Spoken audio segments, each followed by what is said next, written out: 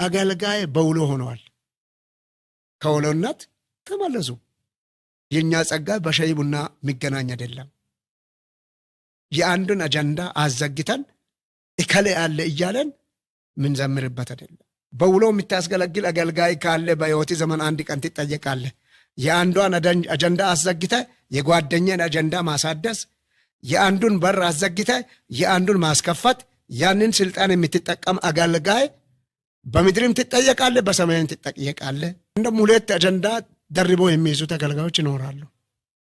የተሻለውን ለመሄድ ያንን ቅዳሜ እስከ ቅዳሜ ካገለገሉ በኋላ ከአርብ ወይም ከሐሙስ ከቅዳሜ ማታ ጀምሮ ሰበቦችን ፈጥሮ ያንን ያሳዙበትን ቤተክርስቲያን በሁለት ቦታ ለምን ኪራይ ሰብሳቢነት እንገባለን?